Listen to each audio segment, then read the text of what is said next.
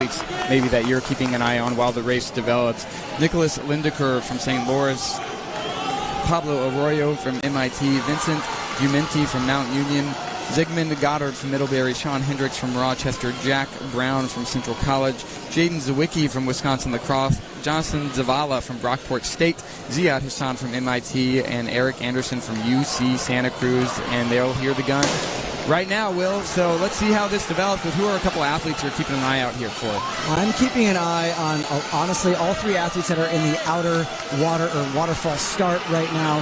That's Jonathan Zavala, Ziad Hassan, and Eric Anderson. Eric Anderson, he is a big boy. He's tall, and so it's a little bit more cumbersome, I'd say, for him to navigate these tight, flat turns here at the Golisano Training Center. But those three guys are getting out well. Zavala doing exactly what he did yesterday in the prelim, which is get to the front and set a pretty fast early tempo. They were just about under 30 seconds there through the first 200, which is around 4-minute miling. And now this is Ziad's teammates. This is Pablo Arroyo from MIT going to the front. So I don't know if there's some team tactics playing out here, but as we just talked about, Eric Anderson, we got Arroyo and Anderson running 1-2. Anderson's trying to stay out of trouble. He sort of got caught in the mix last night in the prelim, where he's just a little too much traffic around for a man that tall. Will, Arroyo took a step on the infield. Is that a problem? On that first lap, he took one step on the infield. It depends if it's on the turn or not, whether he was pushed. I don't see any yellow flags that are currently up. If there was a penalty or a foul, then we would see a yellow flag being raised. But I do not see that right now. I like this position from Eric Anderson. Sometimes we've seen him in races where he's maybe a little bit too far back, especially with his tall frame to navigate through the field, but he's sitting comfortably in second in a single file race. Yeah, absolutely. I love to see him right there.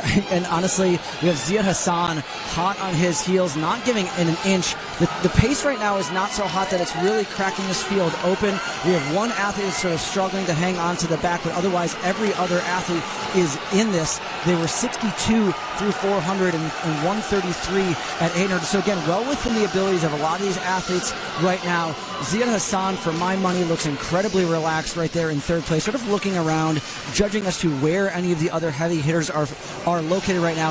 I think we have to call out that there's an absence in this field, and that is Chasen Hunt. Chasen Hunt elected to run with his Lynchburg DMR squad last night, going for a national title in that event, which is so important to that school, and electing to not run in the individual event. So a very team-oriented move from Chasen Hunt, who's one of the best in Division III. So right now, I'd say Ziad Hassan continues to look very, very smooth there in the third position overall.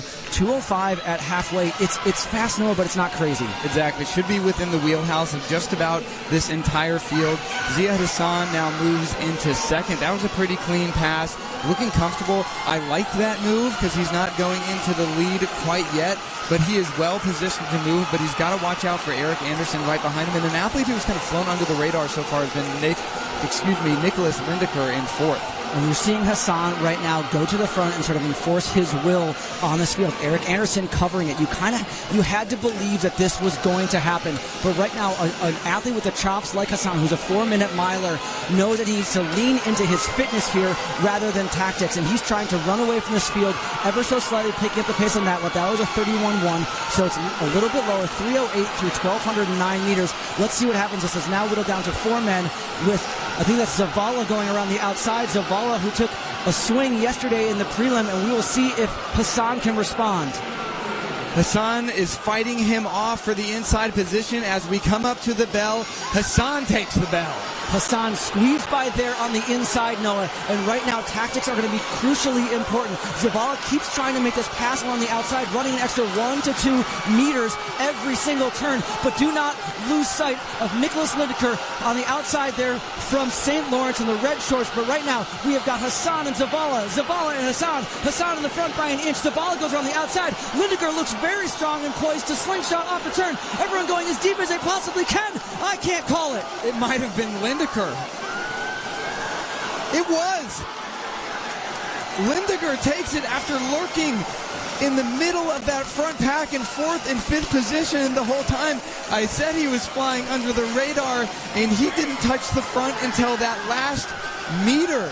Nicholas Lindecker from St. Lawrence, the junior. What a shocker. Do we just call him Ricky Bobby now? That was a shake and a bake. He just slingshotted perfectly off of that turn with 50 meters to go. I don't think it's fair. We have to call out how short these straights are. There is not a lot of distance by which that you need to make up ground on those athletes in front of you. He sort of sat there in fifth, moved into fourth. It was in third with about 75 meters to go, slingshotting himself to perfection off of that final turn.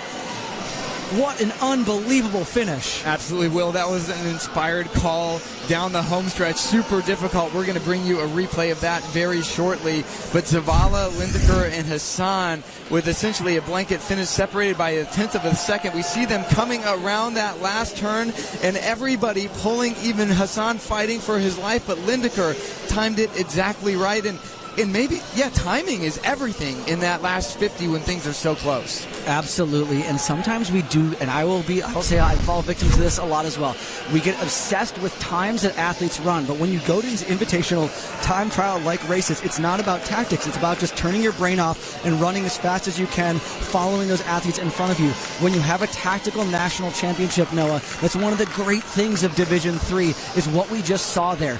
The difference in tactics as that race played out, 205 high through the first 800 meters and about a 2 flat last 800. That's why we come and watch track and field. And I want to give Jonathan Zavala another shout out. It seems like his biggest issue is sneaking into the meet, qualifying for the field. But when he shows up, he's an absolute gamer. And I'm not, he's got a strong resume, but his regular season wasn't super strong. So to come out here when it really matters and to finish second